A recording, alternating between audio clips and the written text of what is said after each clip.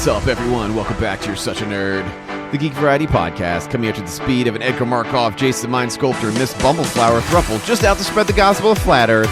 Will they succeed? Let's find out. I'm your host, Johnny Doe. Let's go.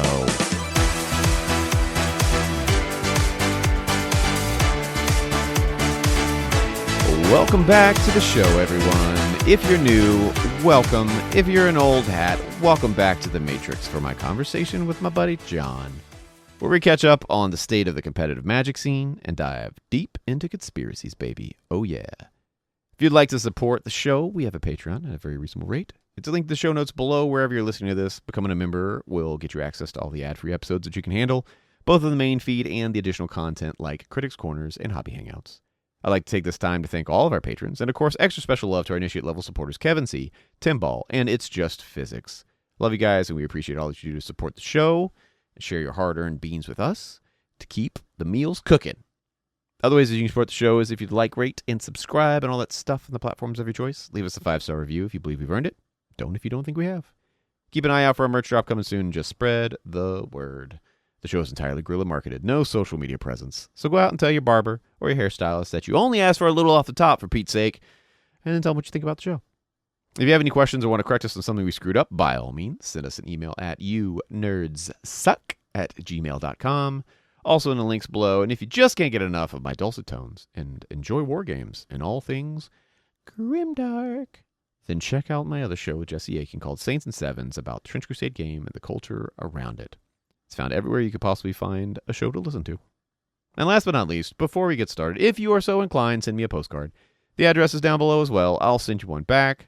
We'll be pen pals. We'll support the Postal Service. And we'll be real humans with each other. It's amazing. And it'll be a lot better than getting another one of those stupid value pack mailers in the mail. I mean, come on, people. I've been living here for years. What are you doing? Stop killing the trees. Although, trees aren't real. Let's be honest. Anyways, without further ado, here's my conversation with my buddy John. Enjoy. Now, you were in Vegas for Magicals. Magicals. Right, which we talked about last time. We did. But since then, you went to Star City Open. This was, let's get the full name. Okay. SCG Con Las Vegas Magic Spotlight Series Marvel Superheroes. Wow, okay. Yeah. So that was not the one in DC then? No, DC was the regional championships. Regionals. Which there are... Not named as long. Not named as long. It was just... I guess it was also probably an SCG Con, because they run everything now. But it was just regional championships for North America. Well, I guess it's technically the United States, because Canada gets the run. But yeah, there are 6 a year or so. I think you play regional championship qualifiers, and then that qualifies you for the regional championship. If you do well enough, you get to go to the Pro Tour. That's sort of the way that organized play in Magic works nowadays. So with the regional, you can do multiple. Was it invitational? I thought it was an invite. It is invite only. So you have to win. So you have to qualify through what is called an RCQ, Regional Championship Qualifier. Mm-hmm. San Diego, where I live, has lots of those on offer, which is nice. Southern California in general is like, there's a big Magic community. It's rife with Magic. Yeah. So you go to one of those, and then they are either, depending on the size of the store, the winner gets to go to the regional championship, or the top 2 get to go to the regional championship. Okay. And there's some sort of very like arcane set of rules for what the store you run the tournament out of looks like and behaves like to qualify for, like, they call it like premium status. Okay. In the Wizards Play Network. The store, my home store, is not a premium store, even though it is like the nicest store in town by a lot. No bias there. Because like there are weird rules about like what the floor has to be made out of. Shut up, seriously? Yeah, literally. Like the advertising in the store has to be a certain way. Like when you go in, it has to be like Magic here. Yeah. And my store is like a comic book shop, right, where people play Magic. And so that is like one of the set of rules that is like, you have to do all these things if you want to be in the premium tier. But they're apparently changing it very soon to a new set of rules that are maybe more useful. So we'll see if we get the upgrade. Well, it'd be good because nobody knows what Magic is. So they definitely need big billboards. Oh, yeah, exactly. Yeah, it's a tiny IP. So very niche game. Yeah. So it is... Wizards as an entity is a very interesting thing. I mean, is it the Amazon of, is it the Disney of gaming? I think Disney of gaming is good, Probably, right? especially with all of the like IPs they're bringing in. I mean, now that Marvel's in there, I mean, yeah, which is the Marvel superheroes part of the SCG Con Las Vegas Magic Spotlight series, mouthful. Marvel superheroes. God. Uh, How are they gonna it's put that on a definitely shirt? How are they gonna put that on a shirt? exactly. That's It's many rows. it's a lot to put on a jersey. But yeah, I spent the weekend playing with Captains America plural and She-Hulks, regular Hulks, all these sorts of things. I saw some full Just art on the not something I thought Thanos. I would ever be doing. Looked pretty cool. The full art cards looked pretty cool, but yeah, I don't know. Like, the funny thing is, there are already Marvel card games. Several. So yeah, plural. So I don't know that I need that IP in Magic. I definitely don't. It colors my view of the set as a whole because I don't want it in my game, really. So you played at Vegas just recently on that one, and before This that past was a qualifier out in DC. And was the DC, was it Universes Beyond, or was it it So was that was standard. that was So that standard? was I mean, there were Universes Beyond cards involved. Like the a bunch of the decks that won had like a bunch of cards from like the Avatar set in them, be it Not the Turtles. Badger Mole Cub or Practiced Offense. The Turtles didn't do much, which is kind of nice. The Turtles did more in like old sets than like standard. It's literally a card named Skateboard, the art of which is a Ninja Turtle on a skateboard that Hell is yeah, like played in Modern and even Legacy, which is just insulting. yeah. And like uh, the deck that is played within Modern is Affinity, which is like all artifacts. mhm. But the big creature that you like kill your opponents with is named Kappa Cannoneer, which just so happens to be a turtle. Oh my god. So like you get to put the turtle on the skateboard, which is just Does it give it first strike or yeah. something? It gives it like Ward 1, and whenever it attacks, you get to tap it a blocking creature, something like that. I'm not sure how that Look, interprets the effects of a skateboard, but yeah. So it gives it +1/+0 and haste. So you're on the skateboard, so you're fast. okay, that makes more sense. That makes And more then sense. and when the skateboard itself enters the battlefield, you get to tap a permanent. So like you play the skateboard, you tap their blocker, you put the turtle on the skateboard, uh, but the turtle itself, when you play an artifact, becomes unblockable. So it's a little superfluous, but it gives it haste. It's like, but it's one of the best decks in Modern right now, and it features a turtle on a skateboard. So I'll fuck with that. So the Magic in Vegas was what format? Magic in Vegas was team sealed, which Oh, in my opinion is the second hardest version of Magic that exists. Most skill testing, I guess I would say, because like uh, you have the fact that there are three of you, right? right. So there's variance in Magic. I can beat anyone in a match of Magic, Hmm. like if I'm playing a single match, right? Right. Just because of variance. Like there's a guy that lives here that is one of the 5 to 10 best Magic players in the world. I've beaten him. He's better than me, but I've beaten him in a match of Magic. Like so, whenever you take that, the variance of a single match of Magic and spread it out over 3 games, right? Hmm. And so now me and my two teammates have to win 2 out of these 3 matches. Then a lot of the variance gets squished down because like my opponent gets mana screwed, their opponents probably are not going to, Right. that sort of thing. So there's the 2 out of 3 aspect among the players, but then there's also like building the decks. Hmm. So when you play like sealed deck, you get 6 packs. They're all yours. You build a deck, and that's that. You take your best cards and you make a deck out of them, and that's what you use. Yeah. When you do team sealed, you have 12 packs. You have to Okay. build 3 decks. Out of 12. So yeah, out of 12, Okay. right? So there's less cards to go around than there Hmm. would be if we were each opening sealed decks. And there's also this tension of like there's no 6 colors combination that don't overlap in Magic, Hmm. obviously, right?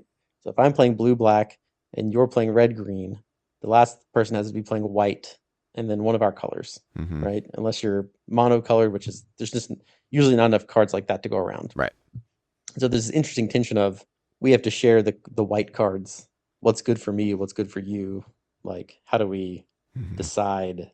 Is it best to make 2 really good decks and one that's like bad or like super high rolly and is probably going to lose? Do you want to spread everything out and then just try to like be better? There's a huge like skill component in deciding just like how to organize the cards. And then also there's just the time limitation of you have 1 hour, build 3 decks, go. Okay. Which That's is my next not question. easy. Yeah. So is it okay, so I guess that answers the restriction part then, because there's in miniature wargaming there's this circuit called the WTC, which is like the Mhm. World Team Championships. And for different game systems, there's a handful of game systems that have them. And when they come in, the people that play on the teams, specifically for games like Marvel Crisis Protocol, for instance, they can't duplicate models. Mm. So like everyone has to have a roster that's completely independent. It has to be like a different affiliation. Can't have repeat models and all that kinds of stuff. And there are certain you know characters that are like very high value for like building your machine. So they have that Hmm. same sort of tension of like, okay, who plays what well, and then how are we going to build it, and how are we going to share the splash models, and blah blah blah. Like Yeah. that kind of stuff. So that's why I was curious if for the deck. I mean, since you're not restricted to have to play a color. Right. Okay. Yeah. So like if yeah, so there were it's a possible you just open you open 12 packs and there's one playable like blue card or whatever, and then Mm-hmm. just no one's playing any blue cards, or maybe you're playing that one, Mm-hmm. something like that. But it's interesting like practicing for this, right? I was about to ask Because about practice. Yeah. yeah, so we didn't get to spend. So the set came out online on Tuesday, so I played a million matches of draft just Mm-hmm. to learn all the cards, because that's the best preparation I could do. Because I don't think that like building an individual sealed pool is the same as building team sealed. Mm-hmm. Like it's just the dynamic is so different that I'm not sure the practice is even useful. Yeah.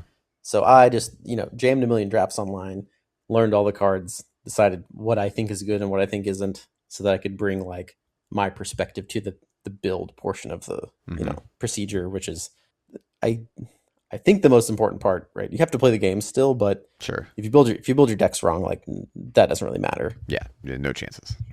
And there's also this strange dynamic in team sealed where there are three of us, but we are A, B, and C. So you always sit down A, B, C, right? Okay. So the person in the middle is more accessible, Mm-hmm. right? Because you can talk to your teammates. Obviously, Okay. Yeah. Yeah. Okay. that's part of it, is being able to say like, what do you think is the right play here, or whatever. Mm-hmm. So the person in the middle, A and C, can both talk to. So like when you're on the outsides, which is weird because you can ask for help, but you can also provide help. And so I don't even know what like the common wisdom is in terms of who sits where, Mm-hmm. but what I believe to be the case, and this was the case for all of our opponents too, so I think this is sort of how it works, is put your best player in the middle, other two players on the outside, so everyone can ask them questions. Right. Which, yeah, is interesting because you more or less match up your best player and their best player for like the whole day. Mm-hmm. And so then it's like, which deck do you give each person? Is the next like step. Okay. Because a lot of people think you give your best deck to your best player, so they win, and then you only have to win 1 out of 2. Mm-hmm. Or you could give the worst deck to the best player and hope they can just sort of skill diff or whatever. Mm-hmm. And so we did one day one strategy and one day the other strategy. Okay. So on the first day we gave our best player the best deck in the middle. On the second day we gave our best player the worst deck in the middle. And the first day we went 5-3, and then the second day we went 4-2. So I still don't know what's the right answer there. I was gonna say, so pretty much the same spread. Yeah. But my teammate played my teammate Michelle was in the middle, and on the second day she played against the best player in the world, also in the middle, and he had the best deck on his team by a lot. Mm-hmm. So, and again, we're not sure if their logic is correct, because it's one thing to be playing team sealed and be an expert at it, and the other thing just to be the best Magic player. Sure. And they're like younger people, and this is not really a thing that you do anymore. Mm-hmm. So like on average, the old guys are good at this. Mm-hmm. This was like a thing that used to happen, and the young guys are now the best players, but they've never done this thing. Right. Right. So they're all the guys that won were a bunch of old pros, which is Nice. very cool to see, Yeah. because they're experts at team Magic, which is a very different thing than just individual Magic. Yeah. That's really interesting. That's a really cool format. Do they have something like that with Commander as well, or is it just kind of sealed? Just sealed. That's kinda because cool. Commander, there's already having 4 people at the table. Like there's really no way to do that in a team format. Right. I mean, I guess you could do 2 versus 2, but then I think that the whole format kind of breaks down.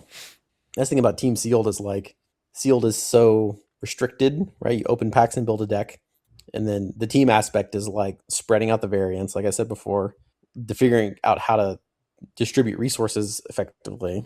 And yeah, if you look at the top 4 from this event, it's just, not exactly the 12 best players in the room, but, roughly, which is really, really nice to see. One of the teams which we beat in the second round. Hell yeah. We were their only loss on day 1. Nice. So we'll take that. Did you guys have a team name? No team names, unfortunately. Oh, okay. All right. I'll let it go this time. I was trying to figure out what it would be. Yeah. It's very funny. Our teammate, Michelle in the middle, plays for the store that I go to. So she had her like gear on. Mm-hmm. But we all had our play mats from our store has like a championship series that runs for 8 months a year. Mm-hmm.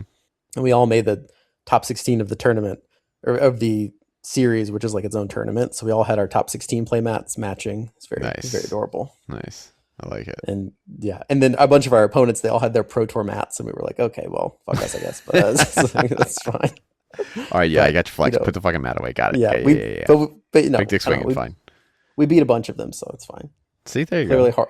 Clearly harder to top 16 our local tournament than make the Pro Tour. Yeah, exactly. As the evidence suggests. Yeah, clearly that is what the evidence delineates. At least that's the theory that we're going to exist off of here. Yeah. So is the strategies lean towards, hey, what colors do you play best? Or is it just kind of like, hey, because this is a closed format effectively, we're just going to build the 3 best decks we can get, and we're just going to give them to whoever? Or is it kind of like, hey, you play real aggro, you like burn decks, you like counter stuff? Like, do you like format it that way, or is it just kind of like you get what you get? So it is like, I guess there's like a two-step process, right? So first is you figure out what you sort your cards and you find your best cards, Mm-hmm. right? And then you find your like synergies, and you find your multicolor cards to figure out like where you're going to end up roughly. Sure. And then you build the decks. But then after that, there is this decision of like who pilots which one. And then I don't think that the decision for us to give our middle teammate the best deck on the first day was because it was the best deck, but it was like red, white, and she's like a sort of an aggro player. That's what she likes to do. That's what I was curious. And I like blue cards. I like casting non-creature spells. So I ended up with that deck. And then our other teammate likes to just turn creature sideways. So he got like the big stompy, like huge idiot attack you deck. Yeah. Right? And that all worked out. It was like very clean. Everyone was playing the thing they liked. And I do think that's important because I don't want to play the super aggressive turn my creature sideways deck. Like that's just not what I do. Yeah. Like I can do it. Like it's a thing that's an option. I've done it plenty, but given the option, I would like to, I would like to pass the turn with all my mana up and then decide what to do the last possible second. I want to fuck with my opponent. Basically. So I made like a little revolver. Oh. Click, boom. Bourbon, coffee liqueur, orange bitters. Did you make the liqueur yourself? I did not. It was Angostura. But the actual liqueur is Mr. Black, which is the one I mostly drink now. Nice. I think it's better than the Knoll ones. Have that weird like chicory thing. Yes. Which is not like necessarily bad, but it is very specific. A thing. Yeah, it's very specific. Yeah. There's a Dominican coffee that has chicory in it that I used to like drinking occasionally. Mm-hmm. Yeah. Did you ever figure out if you make a good cup of coffee still? If I'm capable of making a good cup of coffee. Did you figure that out yet? Did anybody come by and taste your wares? I've been mulling this over. No one is drinking any coffee that I've made. Son of a bitch. And I have one guy in particular who I need because he's like a coffee head. Yeah. To come over.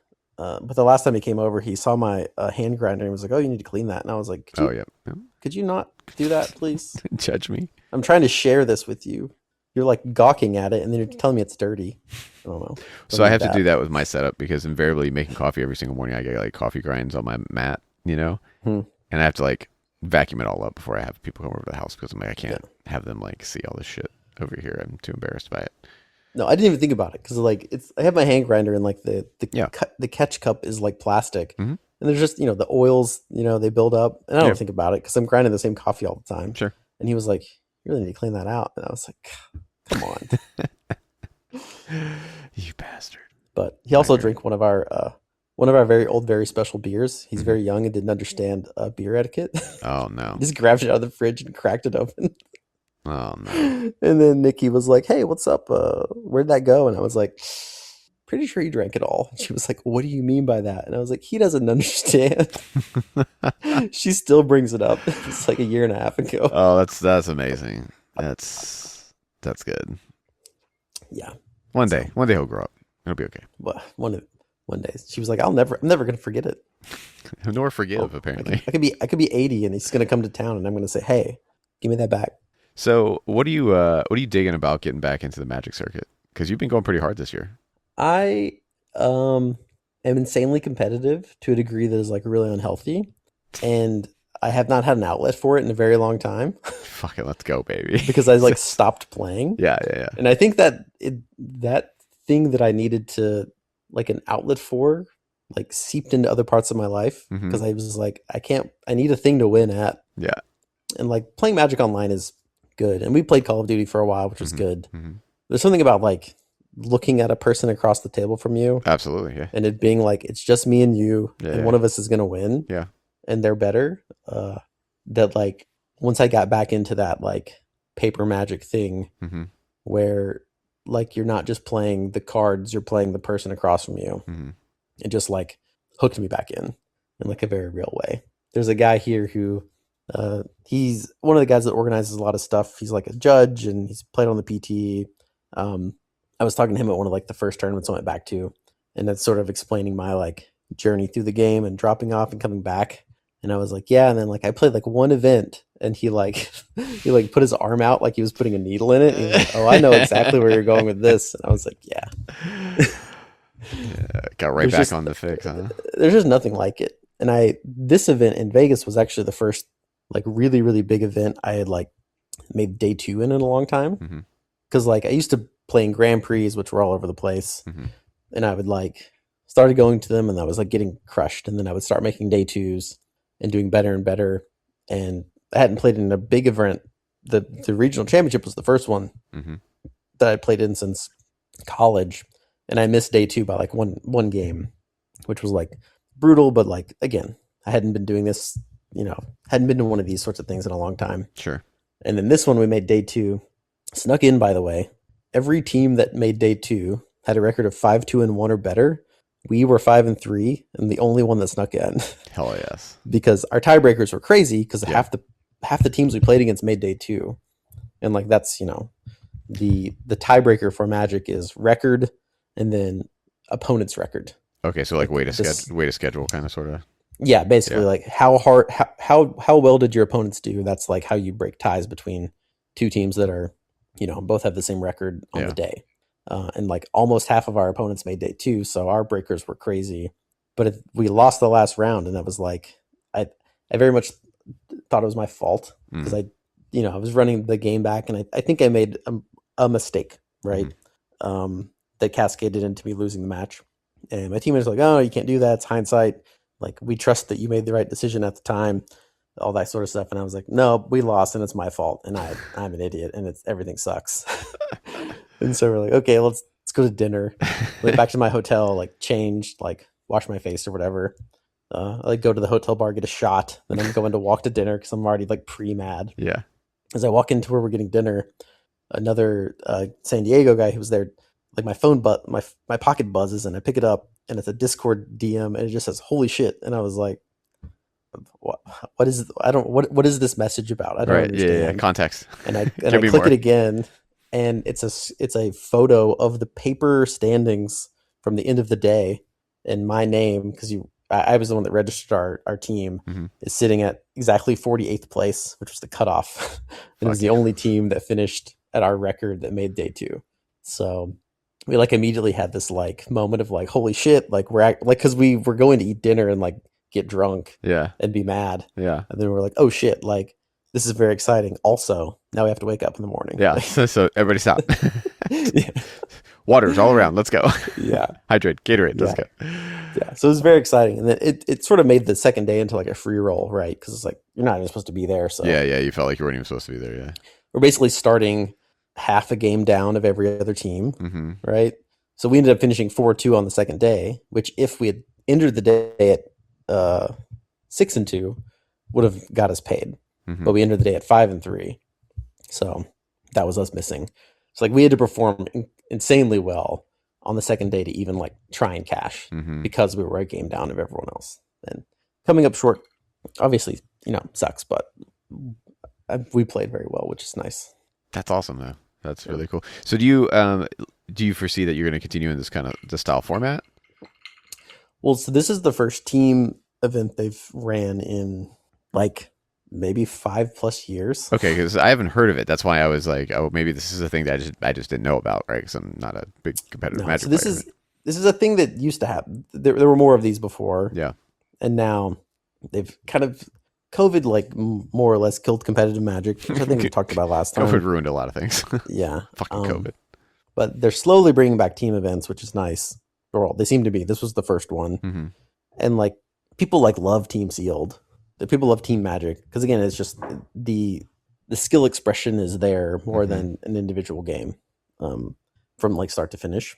So I think people want this. Like it's really sweet.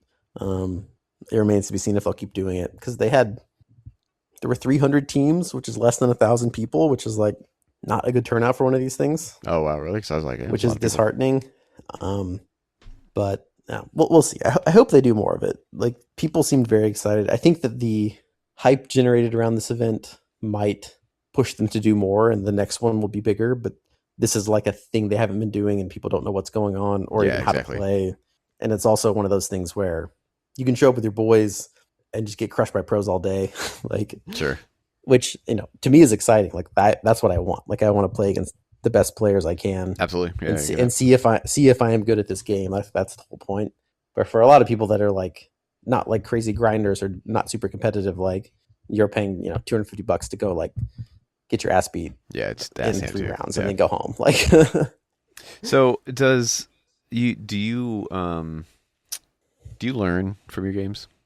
yeah. If I'm not learning from my games, I feel like there's no reason to be playing them. Like I hyper analyze wins and losses. The losses more obviously because that's like only natural. But every game I lost this weekend, I would like debrief with my teammates and be like, I made this decision. Do you think that's right? Like here's everything I know. What would you have done? Mm-hmm. Right?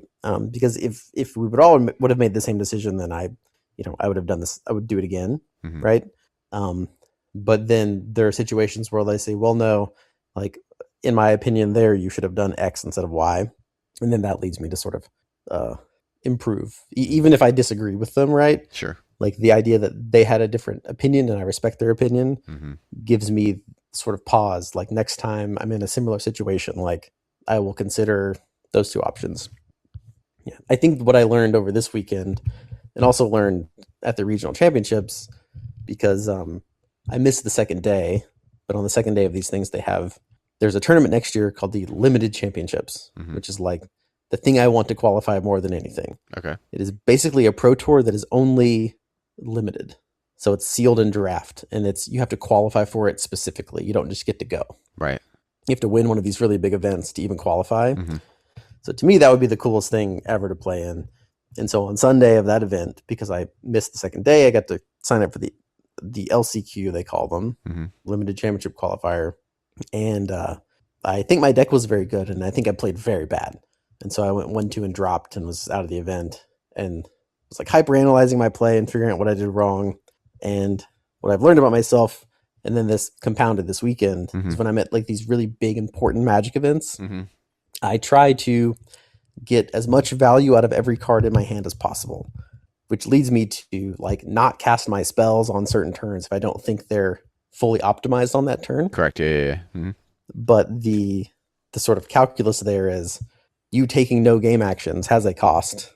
And if that is higher than the benefit you get from playing it later, what you're doing is wrong. Yes. So the game I lost at the end of Saturday, I have a card that basically lets me like untap a creature and put an equipment on it that gives it like +1/+2 or whatever. And for like 3 turns in a row, my opponent is attacking with his like 2-mana 2/2, which is not a valuable piece of cardboard in Magic anymore. And at any point, I could have played my equipment and eaten his guy in combat and then gone from there. But I kept thinking like, I can do more than kill his grizzly bear with this card. Right. And I just kept leaving up these 2 mana and not casting my equipment. And the equipment gives a little bit of extra stats to the creature it's on.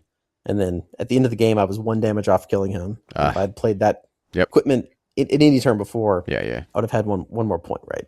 And the question is like, is it right to try and get more out of your card, Mm-hmm. or should you just play it when you can and try and use your mana, which is very much the oldest argument in the game. It's tempo versus value or whatever. So, well, I distinctly remember one time when we were drafting together, I believe, and you told me in one of our after actions when, as usual, I had lost very early in the game, and there was no point in me continuing down the rest of the evening, and you were, as usual, at the top table, and we were talking about it afterwards, and you basically said something to the effect of, if you have mana left over at the end of your turn and cards in your hand, you're probably doing it wrong. Like it was something to that effect. I am butchering it. I realize you said it very eloquently in a way that was kind of like, you suck, do this. And I was like, oh, okay, well, I should try that next time. And I did, moving forward. And the other thing is, I took it, and this is where I got more, I think, mileage on that than I did in Magic, because I am not a particularly competitive Magic player, but I do play miniature games, like, war games.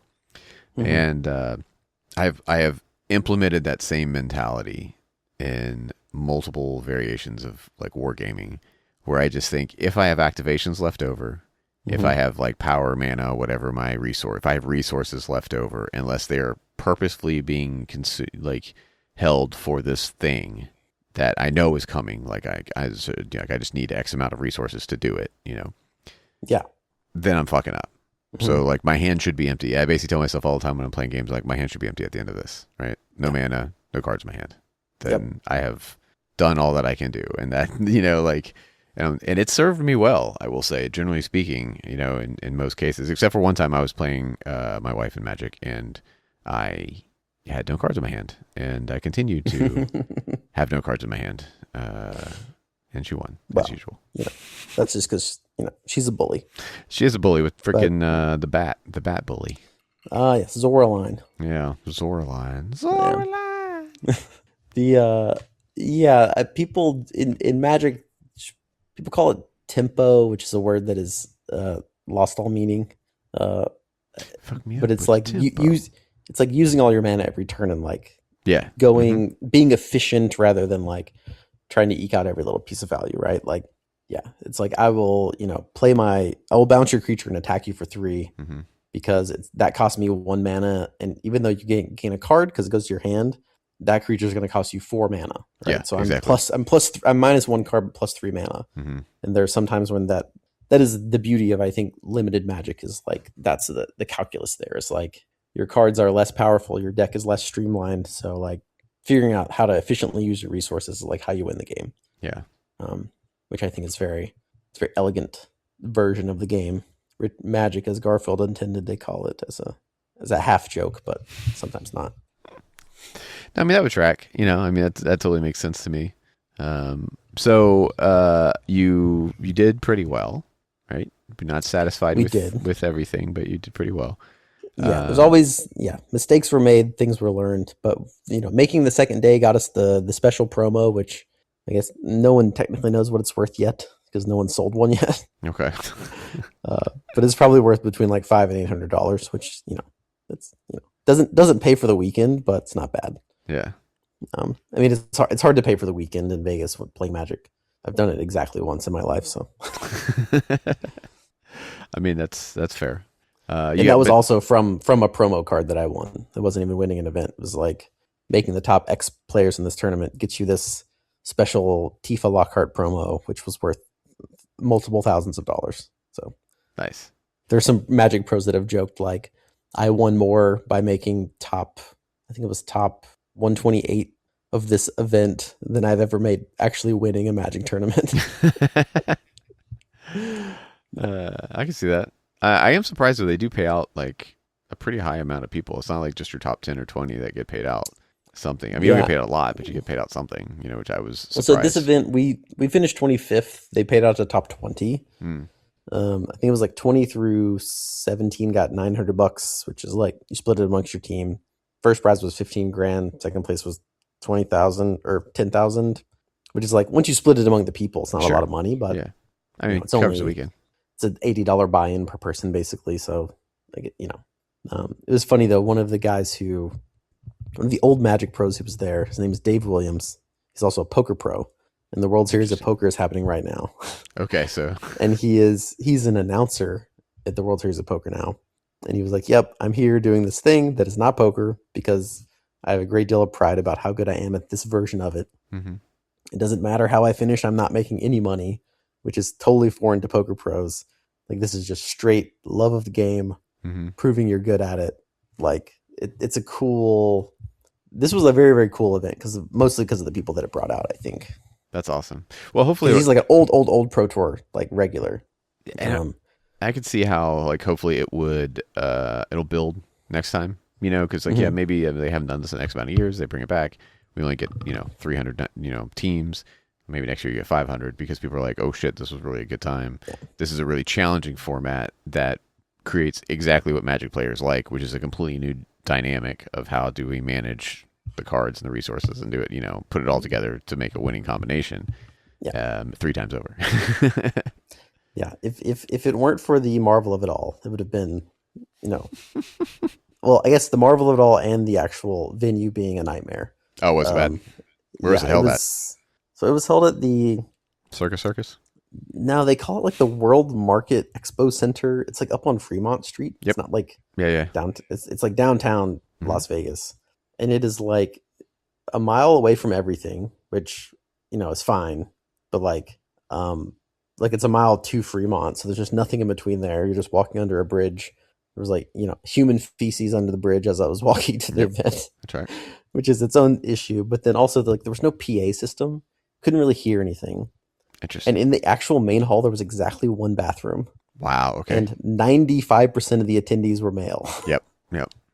So my teammate who's female, she was like, "Oh, the bathroom's great," and I was like, "Michelle, it's great for you." It's a lake of urine in there.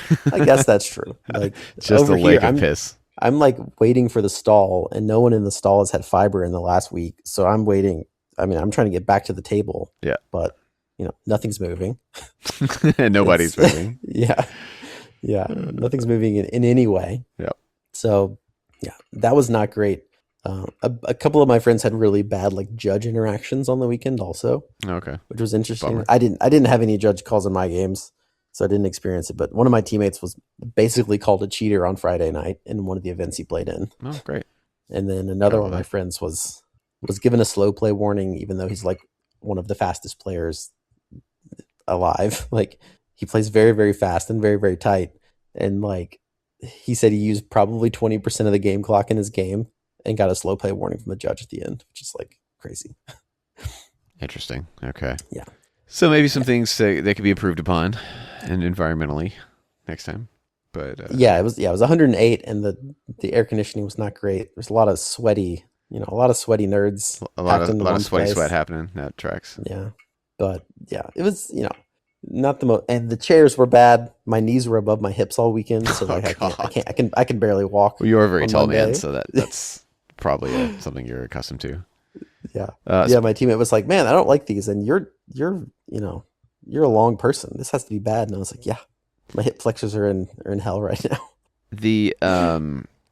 So I am in an upcoming episode. I'm going to be on probably what will most likely be on our bonus feed on Critics Corner. But myself and another individual are starting a tier list of the MCU. Like Marvel. So movies specifically. Yeah, we're just going to do the movies. The cinematic universe. Yes. Yeah, we're just going to do the movies. Not going to do the series because my God. And so we're prepping phase 1 right now. So we decided to make it more palatable. We're actually going to do it by phase, and then we're going to have some other things in the background we're going to do to kind of mix it up after we're done with the phases. But so I'm watching. I'm working through phase 1 right now and rewatching it. And there was a scene. I was just watching Thor, and I just finished Thor actually this evening. And there's a scene where Thor kisses Jane, right? And the scene before it. Natalie Portman is standing next to Chris Hemsworth, and like she's like up to his like bottom of his pec, right? Yeah.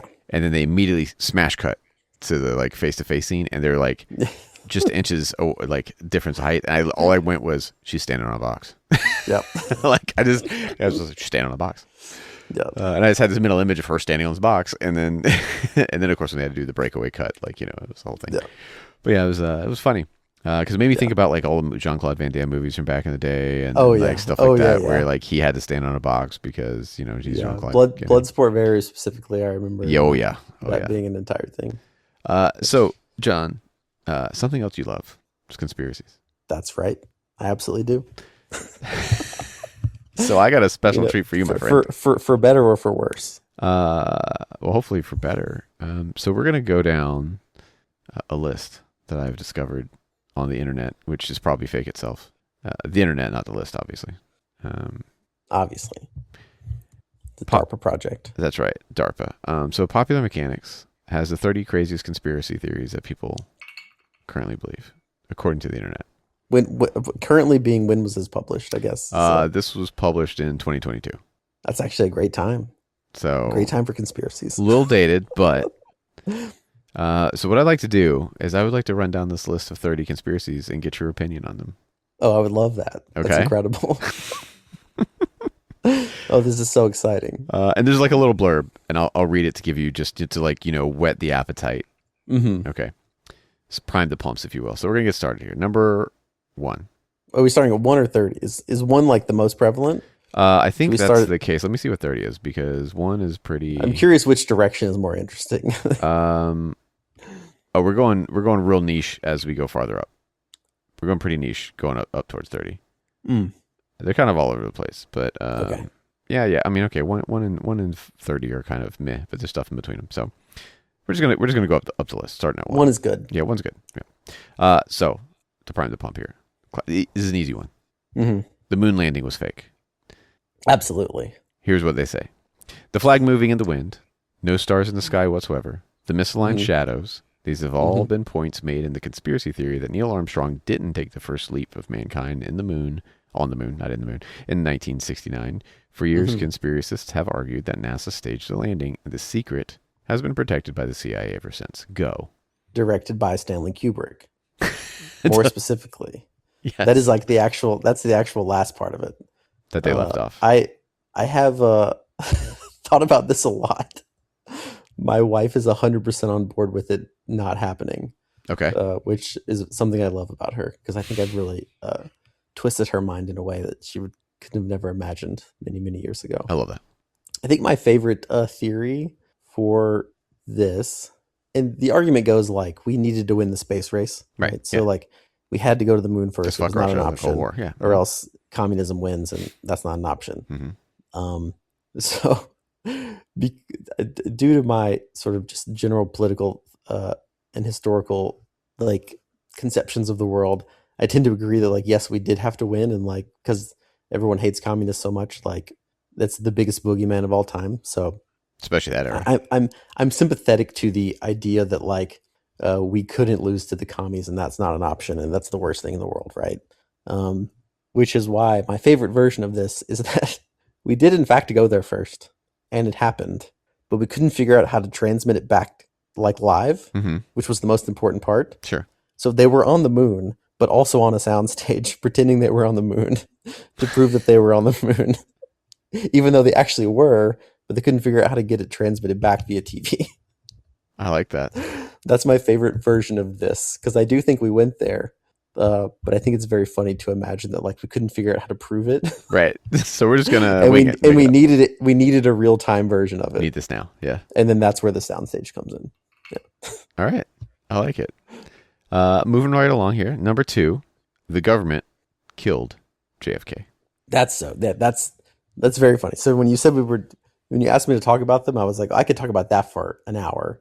I think that the JFK conspiracy is like almost like the conspiracy of American politics, because it explains so much, right? Like there's the CIA, like the mafia, this weird anti-communist Cuba angle that is coming in. And then like most importantly of all, like George H.W. Bush is right at the middle of it. And like, okay, that explains 9/11. It explains like neoliberalism in general. Like there's so much of it, because like, he was allegedly not working for the CIA at the time, but he also doesn't know where he was on 11/22/63 or whatever. So like, there are reports he was in Houston during the time. Then there was this being Lee Harvey Oswald, or this no, being George H.W. Bush. J-Dub, GH, yeah. H.W. Yeah, the OG. So Poppy Bush. Yeah. Who was the director of the CIA at one point? He was, and allegedly he was working there in an unofficial capacity at the time of JFK's assassination, because there was a memorandum that went to George Bush at the CIA around this time. The only person officially working there by that name was a janitor, so it probably wasn't being sent to him. But officially, George H.W. Bush did not work at the CIA at the time of JFK's assassination. Unofficially, who's to say? He's like one of the most fascinating figures in American modern politics, I think. So I'll put the little tagline in here that they have that maybe leads a little extra reinforcement to your statement there. It says that there are a number of conspiracy theories about President Kennedy's death, but one of the most popular is the government was behind the assassination. Many Americans don't believe that Lee Harvey Oswald acted alone, and biographer Philip Shannon claims that even Bobby Kennedy thought the CIA was responsible for his brother's death at first. He did indeed. And also, Jack Ruby knew Lee Harvey Oswald, which is, And Jack Ruby was the guy who killed Lee Harvey Oswald once he was taken into custody. Right. So it's it's one of those, come on, what are we doing here? Lee Harvey Oswald was in the Air Force, and maybe he got MK Ultra'd, and then there was also this report that he was at the U.S. Embassy in Mexico, but it definitely wasn't him.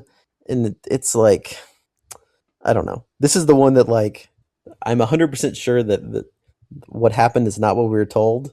And it again, like I said, I feel like this is the skeleton key for modern American politics. But if you think about it too long, it makes you crazy. But I guess I've already done that. So, all right, number 3, relevant to ruining magic. COVID-19 was engineered by the media. Some people think that the virus is a hoax that was engineered by the media and global elite to control the population. While a diehard believer likely won't believe us, aka the media, we're just going to emphasize right here and right now that COVID-19 is very much a real and deadly virus. That's what they said. Which only leads credence to... This very much does date the article, but being no, this is very serious. Yeah, everyone wear your masks. That it wasn't. Yeah. I don't think COVID was fake. I do think it was. I'm a lab leak guy, which honestly, I'm not even sure at this point in history if that's not just the accepted narrative behind it. Because there was the sort of the zoonotic explanation, and then this used to be a thing that if you talked about, you would get in a lot of trouble. But now it's when you talk about lab leak theory, people are oh yeah, maybe, I don't know. And it's one of those things where I don't know. I think it was either made in a lab in North Carolina or in China somewhere. I lean towards North Carolina. But that's just maybe my. But either way, yeah, somebody spilled the coffee. Either way, the whole wet market thing just I don't know, doesn't track for me. But yeah, it was definitely a real thing. I guess my conspiratorial thoughts about it are just more origin, not some sort of weird new world order media control thing, which is what a lot of people think about it. Okay. Number 4, Earth has been sucked into a black hole. The European Organization for Nuclear Research, CERN, is at the heart of a lot of crazy conspiracy theories, including people who believe that the CERN discovered the Higgs boson in 2012. They inadvertently created a black hole and Earth was sucked up into it. The people think the world ended in 2012, but we haven't realized it yet. Go. Yeah, I do like the idea that the CERN Higgs boson discovery and the Mayan calendar ended in the same year. Kind of coincidental. It all dovetails very nicely into we're actually sort of Lost style. We're just in hell right now. We just don't know it. Everything seems normal. That would explain some of the current things that are going on. Yeah, that's the thing that people point to. They're think back to 2010 and how things were, and then remember when things started to get kind of worse. And then it's yeah, that's because of the boson. We played God and discovered the Higgs boson, and now we're being punished for it. I like it. Yeah. Number 5, Disney created Frozen as a distraction. People have long discussed the conspiracy that Walt Disney used cryogenics technology to freeze himself when he died, even though the Disney family refutes the claims. However, a new theory is that Walt Disney Company created Frozen as a way to back Google's search algorithm to hack Google's search algorithm and distract customers from information about the late Walt Disney's possible frozen procedure. So, so while I think this one is absurd, there is a nugget of truth in there, in which there's definitely a Google SEO conspiracy at play amongst the rich and powerful. Mm-hmm. Like if there is something bad about your history, but you can make Google searching you and that thing produce something like very current, Mm-hmm. you dodge accountability. The most recent version of this was that I can think of was after the NBA Finals. Mm-hmm. Jalen Brunson, who played for the New York Knicks, won the MVP. His dad was a basketball player as Mm-hmm. well in the NBA. And there is, without getting into the details, there's something with him, his dad, his dad, Patrick Ewing, and like a woman, and some sort of like misconduct, Mm-hmm. right?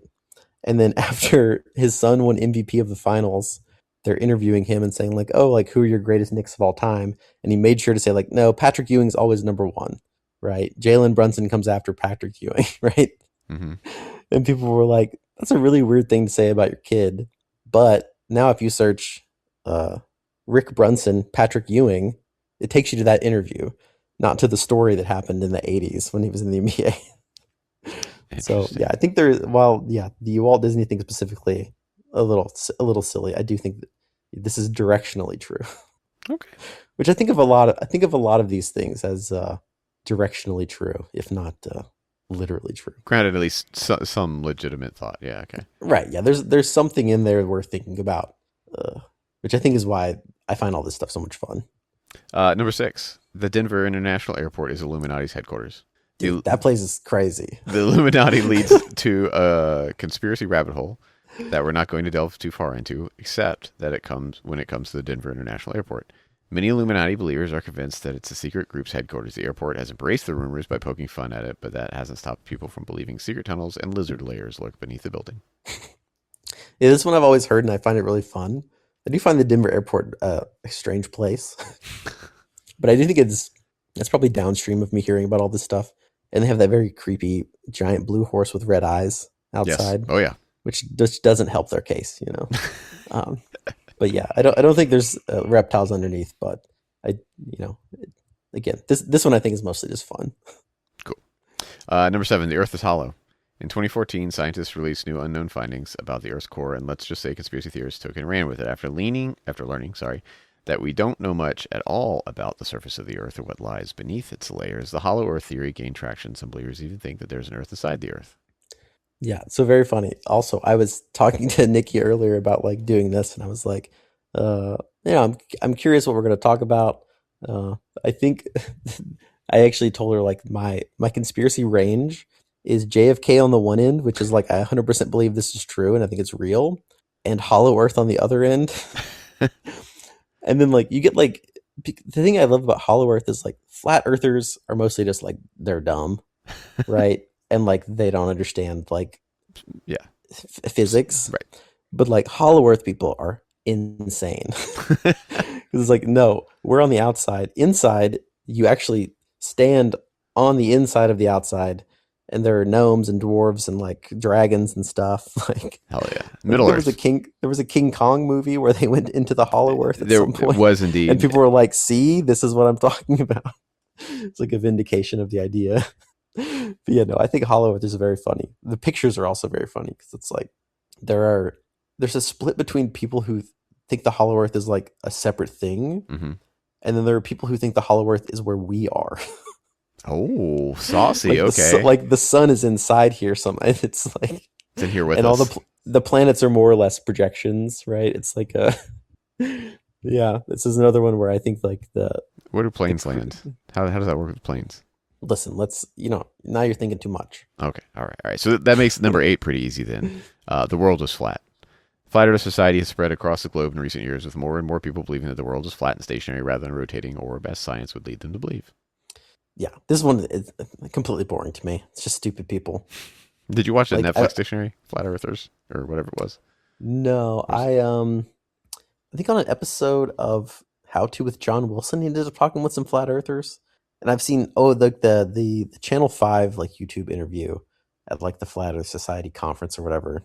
It's really, really funny. That's a good one. But I do love the genre of YouTube video. It's like taking flat earther and giving them really nice like equipment and proving to them that all their assumptions are wrong, and having them just like the look on their face of just like, oh, I don't know how to get out of this one. Number 9, Prince Charles is a vampire. Why?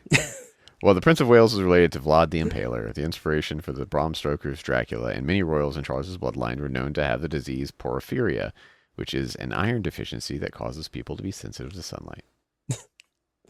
That one's pretty funny. I haven't heard that one. Oh, we got one. Here's a new one for you. Congratulations. Yeah, Prince Charles specifically as a vampire. That's a fresh one for me. Yeah, I do. I am sympathetic to any sort of a weird or paranormal interpretation of the royal family, because I think it's a very I don't know. There's something very like almost mythological about their continued existence. Yeah, right. Right, just like these old decrepit monarchs that like they're not technically in charge, but like very much there is some sort of allure to them. Mm-hmm. That means that they are, right? And like vampire connects nicely with that because they're these really ancient beings that can, literally like, look into your eyes and convince you what to do, because they have this like, magical allure about them. So it all tracks. I like it. Number 10, Bigfoot is real. Bigfoot, Sasquatch, call it what you will, but many people are convinced the elusive creature exists. For years, people have tried to track it down, resulting in videos and images often emerging of a tall, hairy animal walking upright. 100% in on Bigfoot. All right. I'm not sure if it's because I'm, from a rural place or whatever, but I'm very sympathetic to the Bigfoot myth. Just because, I don't know, the woods are a weird place. My wife recently took a vacation of all places to West Virginia, and had some very disconcerting experiences while out there. And I got a phone call and was like, did you know people really believe cryptids are a thing? I was like, yeah. She's like, there's crystals everywhere. And I was like, yeah. So it was a rough eye opener. Yeah, cryptids is a whole other topic. But also, my wife, when I told her I was doing this, she was like, "Are you going to talk about Bigfoot? You have to talk about Bigfoot." There you go. Like, I'm sure Bigfoot will come up. Easy enough. Number 10. We didn't even have to go that far. Just a third of the way through. And we've also hit your left and rights on the topic already as well, which is pretty awesome. So I'll be curious where the next 20 take us. Number 11. The Nazis had a secret base in Antarctica. Rumors began circulating in the 1950s that the Nazis had a secret base in Antarctica that housed advanced technology like UFOs.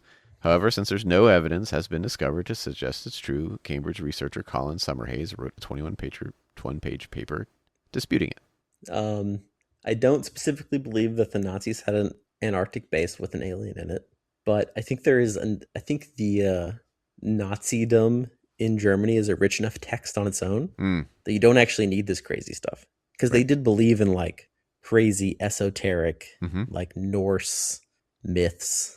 And they were also all just high on meth for, 15 straight years or whatever.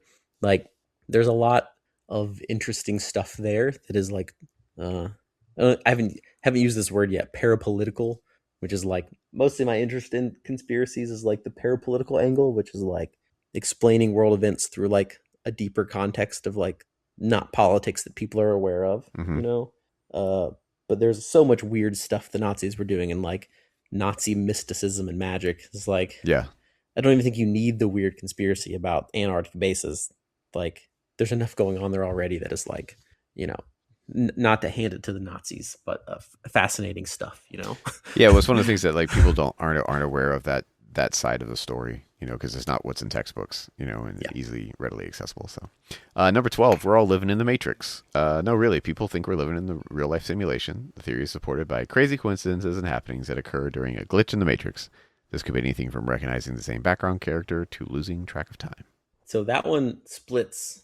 There's the glitch in the Matrix, like, oh, we're proving that there's an issue with the algorithm, and there's a whole subreddit for it that I'm assuming still exists. This is like probably 15 years ago at this point, but someone will take a picture of something weird and be like, here's the evidence. I think that is like, akin to like simulation theory though. Yeah. Right. Yeah. Where it's like, whether it's the Matrix or whatever it is, there's like we are in, all in some advanced computer simulation of what reality should or could be, which is again one of those fun ones because it's not testable, right? Yeah. So it's just like, do you think it or no?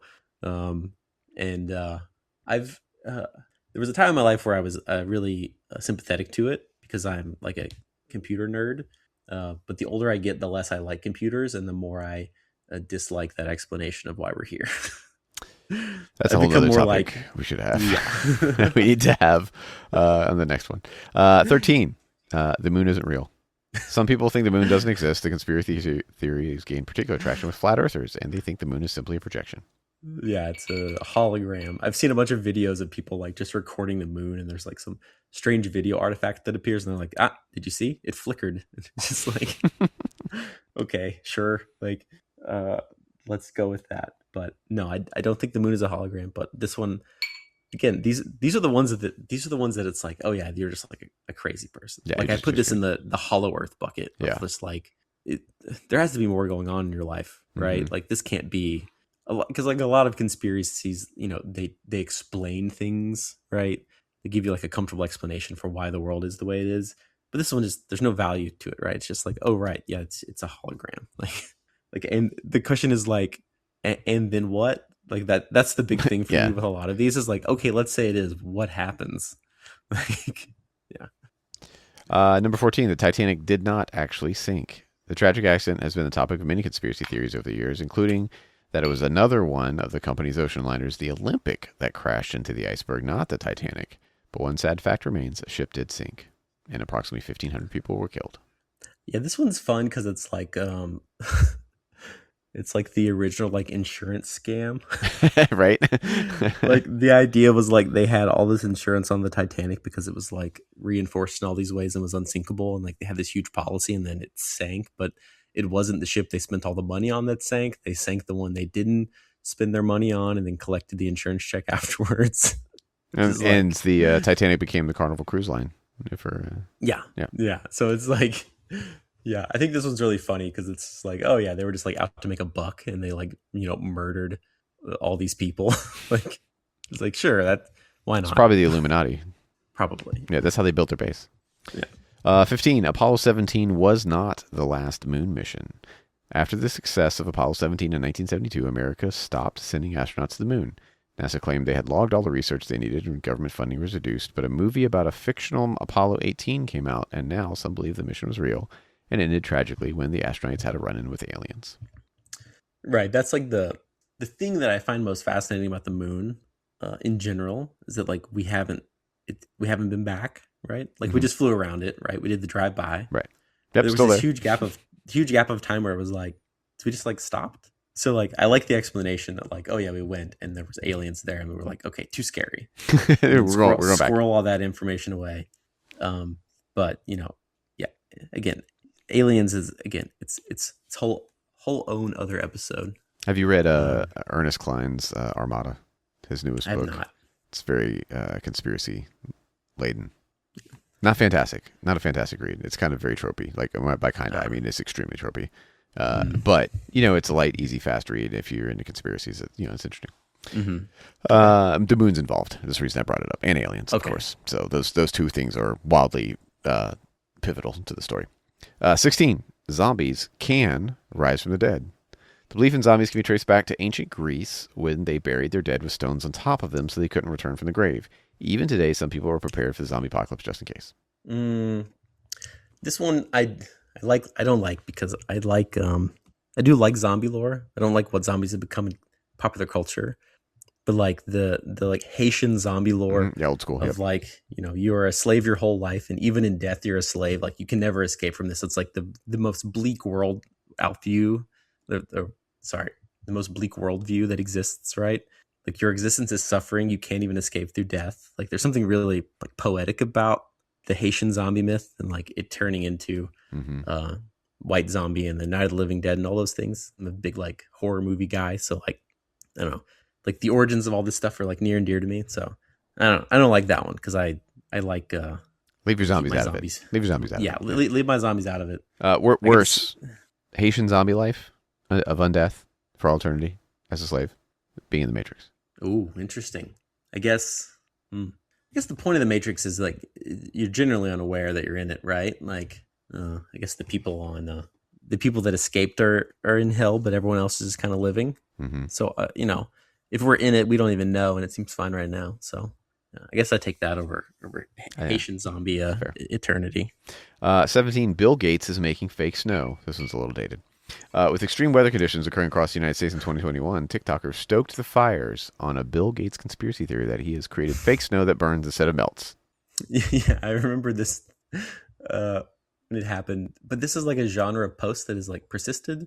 Mm-hmm. People going outside and grabbing a bunch of snow and being like, "Look, I can't light it on fire." And it's like, you don't understand like thermal mass. That's not how any of this works. But the Bill Gates specifically. Like so much centers around him, and for reasons I've never fully understood. Mm-hmm. Like, because I don't know, he was like the richest man in the world, and like there was a time when that made sense, but people are still on it, and he's really just like a guy. Like, we got trillionaires now. We do have trillionaires now. Yeah, that's the thing. 18. The Betts mystery sphere is alien material. The Betts mystery sphere has baffled the public since it was found by a couple in Florida in 1974. Conspiracy theorists are convinced it's alien material, while others, such as the military, say it's a man-made object. Yeah, I've heard of this thing, and it was like, oh, it's made out of stuff we've never seen on Earth or whatever. But it's not something that I know very much about. I am generally less sympathetic to alien-based conspiracies in general. Mm-hmm. I'm not really sure why I've decided that I believe in ghosts but not aliens. That's an interesting delineation to make. Yeah, that's an interesting delineation. It's more or less where I've arrived at in my life. So like all of the alien stuff, especially the stuff coming out now, it's like whenever I see it, I'm like, what is this? What is this a distraction from? Yeah. Right. Because like there's no reason to release any of this material. Because like if this were actually true, like everyone's life changes overnight. Right. Like you can't just like dump it on like a .gov website and be like, look at all this crazy stuff our pilots saw. Side note, you should probably read Ernest Cline's Armada. Number 19. Amelia Earhart was eaten by crabs. Amelia Earhart has been shrouded in mystery ever since her aircraft disappeared in 1937.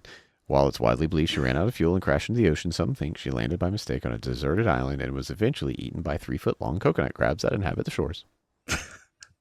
That's hyper specific. That is very specific. That's the new. That's the new one. Okay, we got another new one for you. Sick. All right, that's two. I've heard a bunch of weird Amelia Earhart stuff, but that's not something that's come across my desk. What is it about Amelia Earhart? We just can't leave it, let it lie. Like we have to have a mystery. Yeah, it's just the explanation is unsatisfying, right? It's like the flight image 370 stuff, right? Yeah.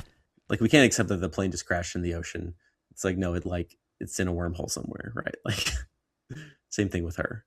Well, so is the Earth, so it's fine. True. 20. The Loch Ness Monster lives in Scotland. Elusive by its nature, the Loch Ness Monster reportedly continues to live in Scottish Loch Ness Lake and has captivated the public for thousands of years. Again, I'm extremely sympathetic to cryptid conspiracies because I think they're fun. and like the idea cute. The idea that it's always just been Nessie, and then she is who knows how old, right? Like that's what I like about it. Is like there's just this old grandma at the bottom of the loch, and yep. She hangs out. Old Granny Nessie. And like not hurting people, not just exactly. Yeah, nothing happens. Like it's not. If it's true, nothing changes, right? She's just down there, nothing to worry about. It's harmless. Ready for another byproduct of 2020 and the global pandemic? Oh yeah. 5G causes, this is 21. 5G causes cancer and COVID-19. The internet swarmed with misinformation that the wireless services was responsible for diseases like cancer and even COVID-19. The spread of theory even led to destruction of some 5G towers as people believed their powerful connection would kill them. Again, sympathetic to people's anti-technology opinions the older I get. But I put this in the dumb guy conspiracy bucket. It's just like, let's not. He's going to put that inside the hollow earth. Yeah, with their like magnetometers, and they're like, look at the signals here, right? Like, don't you have a headache right now? And it's like, I don't. Bringing this back around. 22. A sonic flare caused the Titanic to sink. A study recently discovered that the Northern Hemisphere was experiencing a moderate to severe magnetic storm on the night of the ship's collision. Similar solar flares are known to cause power outages on Earth and could have affected the ship's radar and radio rescue signals. I have heard this one. I do think it just hit an iceberg because it was a long ass time ago.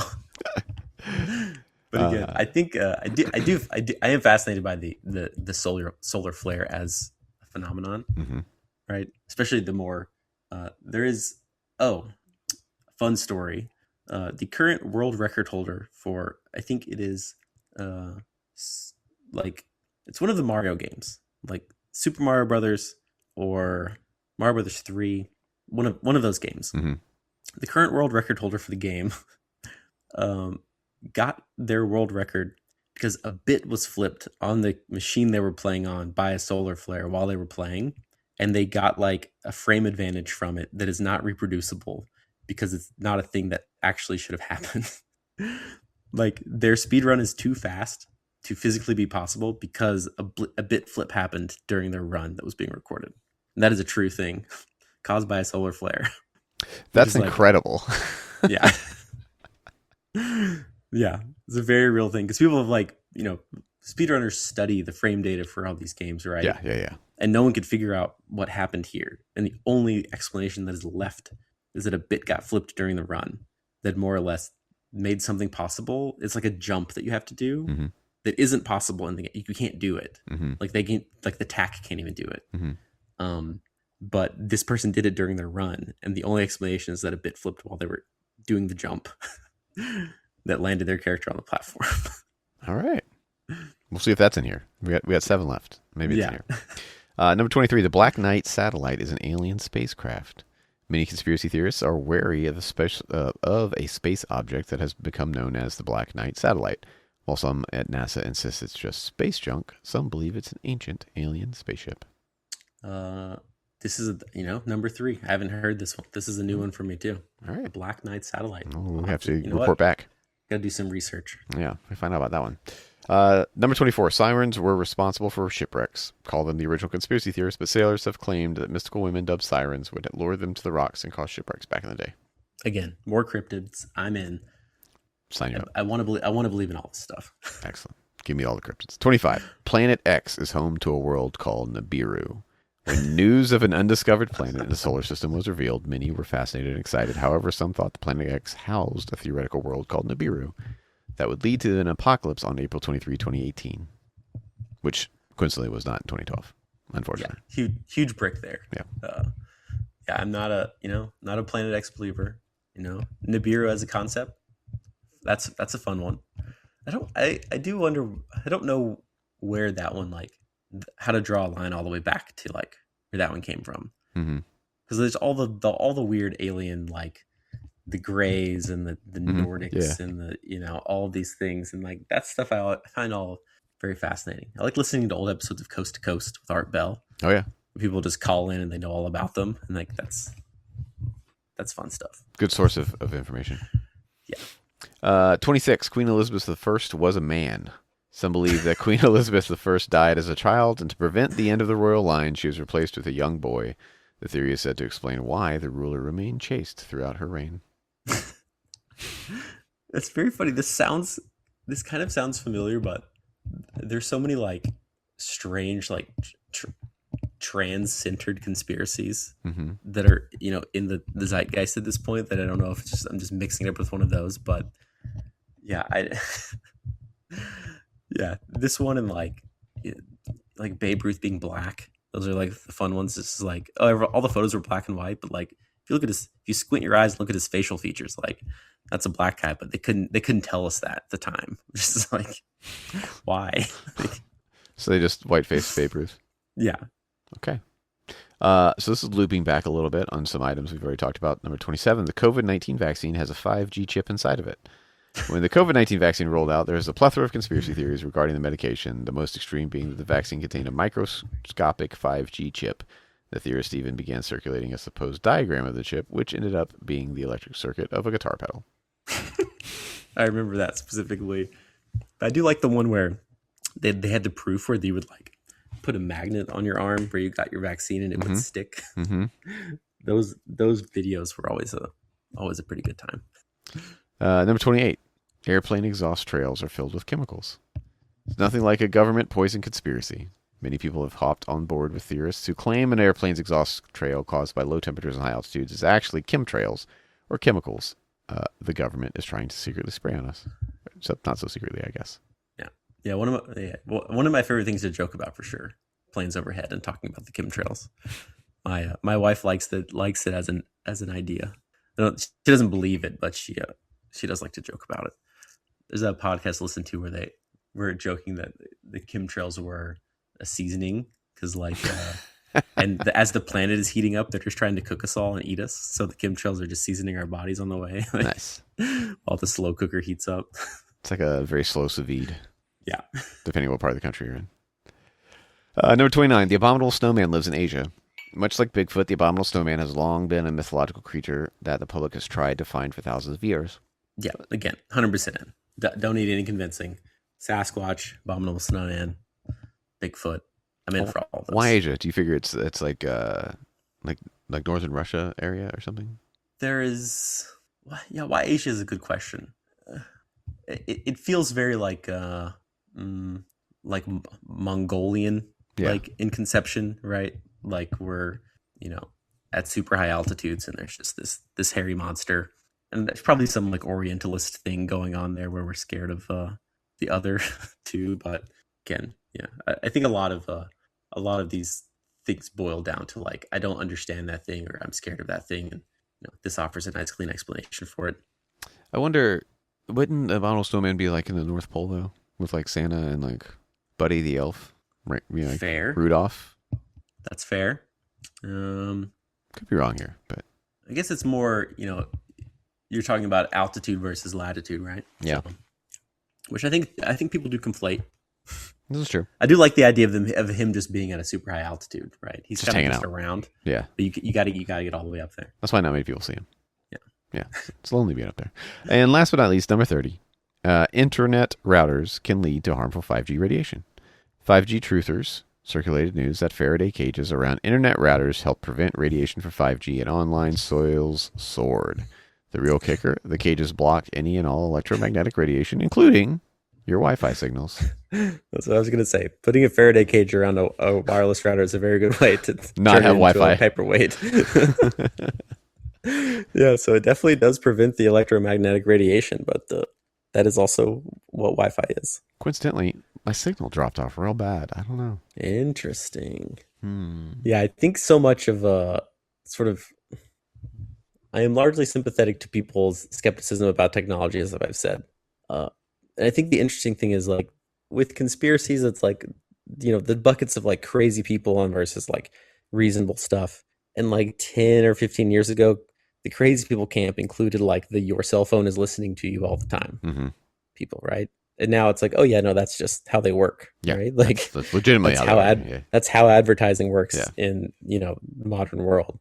And so like, a lot of these things are vindicated far after the fact. I do not believe that 5G causing cancer is going to be one of them, though. Yeah, and it's never not surprising to me when my wife and I or somebody else and I are talking extensively about a topic, and then it all pops up in all the feeds, and you're like, "Yep, there it is." Which leads me to this idea that have you seen the new Commodore callback phone? Yes, I'm pretty stoked about this phone. Yeah, I am. Yeah, again, very interested in anything that takes the internet out of my life, I guess. Yeah, it's really interesting because it blocks browsers and blocks social media. So, but it's still, so it's a, I forgot the name of the OS is, Sail or something like that, or something along those lines. I forgot what it's called. But it's a Linux-based OS that generally runs most of the Google Play or like Android apps, but it blocks any internet, any social media, which I think is really interesting and compelling. Also, it's a flip phone, and it comes with Snake and some other games on it. For sure. Yeah. We should have never. We never needed to go past like Snake. That was, that's as good as phone games ever needed to be. I know, right? You gotta keep it simple. And it has a touch screen, but it comes by default not on. So you have to use the keypad, and it's like a, what's it called? It's not QWERTY. What's the keyboard when you the T3 or whatever it is? You have to type it. You have to punch the buttons to text. Yeah, T3. Yeah, It's T3. Take me back. Yeah. So, anyways, it's pretty cool. But I missed the end of the pre-order to get your discount because it was June 30th. I was debating on it, whether or not I was going to commit to that one since the light phone did not sway me over. Yeah. But then I realized like I'm not really on social media anyway. Same. And like the internet stuff, how I engage is usually very specific to something, or like I will remotely do something for the podcast, right? Because I have the ability to like do something for my hand computer, to help, update something or whatever the case may be. So I was really trying to assess like what would it really change for me when it comes to my device if I were to go to this, or is it just an aesthetic thing that like I just want a fucking flip phone? Yeah, we've talked to my wife about this a lot, and she like she's like, oh, flip phone. I mean, get off the Instagram or whatever, which she's not on very much, but any amount of time she considers a failure, but then she gets to like, oh, like we have like the family plan for all the Apple stuff. So Apple Music is where all of our music is. And if I get one of these things, I have to use Spotify, and I think they're evil. Like, or like, find my iPhone, or like, being able to share location and all. There's all these like little things that lock you into these ecosystems that are hard to let go, I think. Yeah. I think it's mostly just about, you have to just be able to moderate your own behavior. Yeah. Like at the end of the day, I'm not sure the device can fix you. And I that's where I think to me it's about a nostalgia, like of just having a flip phone, right? And having something that is like smaller, compact, you put in your front pocket even, and it's not probably going to bother you, kind of a deal, right? And like aesthetically, when you set it down, it's not just a screen looking back at you, And they make some espouses about like privacy and being part of the privacy culture and everything like that. I don't know that that's how much that's been tested yet because it's not even on the market, and it's a proprietary like OS. So, we'll see. But it is something that I find interesting, and I'm like, well, I'm going to let it come out, let it get some reviews, and then maybe I'll circle back around and consider this as an option in like a year after it's been tested, and some people have got their hands on it and hacked it and done all the things that they need to do. Yeah, I do miss carrying a Motorola Razr in my pocket, I will say. Right? In terms of sheer like form factor. Yeah, it's just flat and skinny. Like it was great. And you get this. How satisfying is a real button? It's so, and the snap of the phone when you shut it. Actual tactility. Yeah. That's why like I hate like modern cars. Like I like buttons. I like knobs. Yeah. The more of them you take away, the worse things get, I think. Yeah, like some of them are just touchscreens now. Or worse yet, a car that I was driving the other day had a center console screen thing, right? It was a Mazda, not a touchscreen. So like it is a screen, right, for your CarPlay and all that kinds of crap, right? Like your Apple, your whatever. But there's like spinny knobs that click in the center console. So you Oh, I rented one of these cars recently. Right? And like I went to go touch the screen. I'm like, what the fuck? This thing's not working. Yeah, the worst of both worlds. Yeah, it's terrible. And you gotta like, and you go past it too far. It's like it was infuriating. I was like, this is garbage design. Who designed this? Whose idea was this? Yeah. It's a terrible idea. Yeah. I want like a 1985 Ford Ranger so bad. I want all the technology out of my car. I looked at, you could get a Slate. They're, effectively, they don't even have radios in them. Yeah. They have speakers, but no radios. You gotta plug your phone in to listen to anything. It's hardwired in. Yeah. I was looking at, getting a van to do like camping, and again, because I've had them and I love them. And I found a 1996 E350 Ford. Ooh. And I sent it to my wife, and it already had like a quickly lift on it and all this other kinds of crap. And I was like drooling. I was like, "Oh, look, check this out, babe." And I sent it over to her. I don't think it was a diesel. It might have been one of the V8s, but it might have been actually one of the Power Strokes, which is like, come on. And she looked at it and she's like, "How about a car that's not like 30 years old and it has less than 200,000 miles on it?" I was like, "Yeah, but it's like an industrial engine. It'll be fine." And babe, and this was my argument, but babe, look, send her the picture of the inside console. Tape deck. Hell yeah. And she's like, "No, it's too old." And I was like, "But babe, tape deck." Tape deck. Like, screw the rest of it. Tape deck. There's an actual functional tape deck in that bitch. Yeah. I do. We were talking about buying tapes recently. It's like one of the record stores in town. They have like where we buy like our like hip hop records. They have like just boxes of tapes. It's just like I could go for a cassette. You know, we got they're gonna sound terrible because they've been played over and over. But did I tell you that I buy tapes now? I'm a tape guy. You did, yeah. I fucking love my tape setup. It's a lot of fun. I really just want to buy a Toyota Hilux, you know, but they won't sell them in America, so bastards. We're being tortured every day. I know the things that you're being denied. Yeah, it's kind of an atrocity and an affront to your rights. Yeah, I know. I mean, the Taliban get to drive these things, but I don't. And that's the real question. Like, it could be a move by the great white elite of America. Absolutely. That's why we can't buy those BYDs or whatever, those Chinese electric cars that would put Tesla underwater immediately. Yep. But I mean, I would conspiracies abound. Yeah, I was gonna say I would offer that Elon is probably doing a decent job doing that himself. So 100%. Yeah, I mean, hey, servers in space, baby. Yeah, that makes so much sense. Can't wait. The prospectus on the IPO prospectus is, I like skimmed it. It's one of the craziest things I've ever read. Right. It's like, oh yeah, we're gonna have like, you know, trillions of dollars in revenue in like 2030.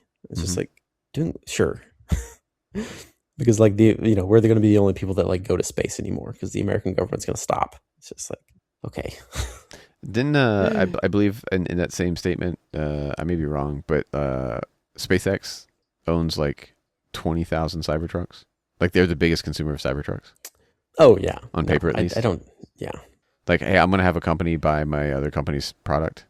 Yeah, because I think they took SpaceX and merged it with XAI. Yep. To like turn them into one entity. And then the prevailing theory is that Tesla's going to get rolled into it eventually too. Mm-hmm. And then it's going to become electric rockets. This thing that is way too big to ever like Tesla stock and now SpaceX stock have like an outsized, effect on the American economy.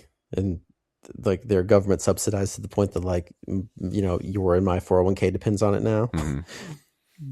And it's like the bigger these things get, the more power this guy accrues, and the further we descend into maybe whatever it is that we deserve, I guess. Cyberpunk dystopia of the future. Yeah. Well, I mean, he did walk around free reign in the White House for quite a while, so yeah, that's a pretty high bar to come back to. So hey, mastermind of the space stations or whatever. I don't know, like overlord of the outer regions. He's a genius, and we should all look up to him. Yeah, that is definitely a thought that you can have as a person.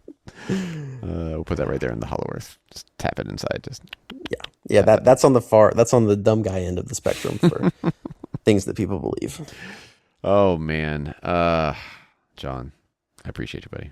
Always a pleasure. I mean, I'm sure the people were clamoring for my return. So I mean, obviously they were. Yeah. The amount of emails that I got regaling me with demands that they were going to stop listing, and I said, fine, got to give the people what they want. Yeah, always happy to oblige. And we appreciate it, buddy. Yeah. All right. So next time we're slotted to talk about physical, tangible media. Absolutely. Fucking off computers. Yeah. We'll just flip through the record collections and just talk about album after album and talk about tracks we like. Put them in the background. I'm currently staring at the Crystal Castles record on the wall. Sick. Takes me way back. So this is a little piece for you, and we'll end on this note, which is a local record shop that's relatively new. Just opened probably like 3 to 6 months ago locally, like where I'm at. Not one of the ones I usually go to in the neighboring city. And I went in and I was talking to the guy who owns the spot. And not only did he have some sick ass shirts, which I probably need to get one and send one to you, as a matter of fact. But we're looking around, and like the shop's kind of like, it's like decent size, like it's not huge or anything. It's kind of a small joint. I'm looking around, I'm like, all right, it's pretty nice. Go hit the cassettes. Didn't really have anything in the genre that I was looking for. Although he had some stuff behind the counter. He's like, yeah, come back here, dig around, like look at the stuff, whatever. Just let me know if you want something. And so then he's talking to my wife, right? And I hear him started talking about this like estate sale that they just picked up. And he's like, yeah, we're expanding into the building next door. So like, like it's the next section over in this like little strip mall area or whatever. Mm-hmm. He's like, we're going to be opening it up soon, but I've got so much stuff over there that I've got a catalog and stuff. It's going to be really difficult. So it's going to be a little while till we get that side open, but we're going to like, I don't know, he's like, like 10 times our stock. And I was like, holy crap, like you're doing that well for business over here?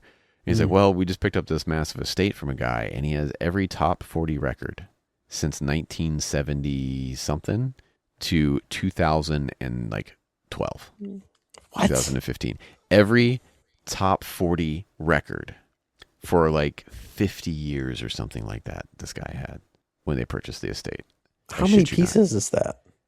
He gave her the number. I don't even remember what it was. And he says, and the crazy thing is, he's like, that's not even all of it. He says, there's all this other stuff that he got, or in duplicates or triplicates or things like that. And all these other like genre specific things that he picked up that weren't actual top 40s. It's massive. That's insane. Yeah, it was, I think it was something like 30,000 album records or something like that. Like it might've been more than that. It was an astronomical amount. And I was like, you got to be crazy. kidding me. Wow. That's wild. Could you imagine that collection? Every top 40. And then I immediately was like, why didn't I think about doing something like that? Right. That's amazing. It's amazing goal that. to have for yourself. I mean, I wouldn't want you to do with all of them, but like, come on. Yeah. And like, speaking of records, have you heard the new Johnny Blue Skies? I have not. I was it's only just on listening vinyl to the new Zayo. So, nice. But yeah, it's only on vinyl. So okay. I went to the record store to buy it. They didn't have it, so I had to order it from them, which it felt inauthentic. I wanted to walk in and find it and take it home, but I also needed to have it, so we got it. It's good. Good stuff. Link that one in the old linky links for everyone. Yep. That's it's good to know. I don't know if the last album that I just recently bought vinyl was pretty sure it was the Under Oath 20th edition of They're Only Chasing Safety. Nice. Only to find out that I had gotten it on pre-order when it came with a special version. Another one just came. Yeah, so I got two of them, and I was like, oh, whoopsie. Because I pre-ordered it like a year ago or something like that. Yeah, right. All of those bands doing their 20th anniversary tours is really, it's making me feel depressing. Feel something. Yeah. I mean, some of them are up to their 25th. Since Fail and Brand New are both touring this year, and I'm like, I don't know how to process that information. The bands that are coming out of the woodwork, it's kind of crazy. I'm like, wow, like nostalgia is strong. Yeah. Which will be a conversation for next time. We'll touch on the music and the bands that are touring in addition to tangible media, because this is the thing that I'm really trying to get to the bottom of, is why is nostalgia so strong, and what is the draw for it? Because man, it's got me by the balls, and a lot of people I talk to, I love talking about nostalgia, and I think I find it extremely insidious.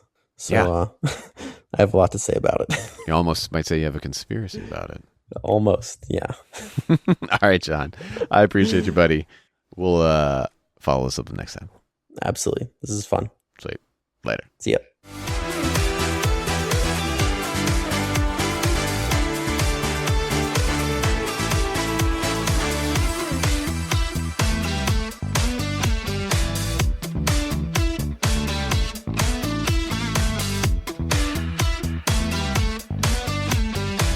Go rolling that baby in me. You did what now?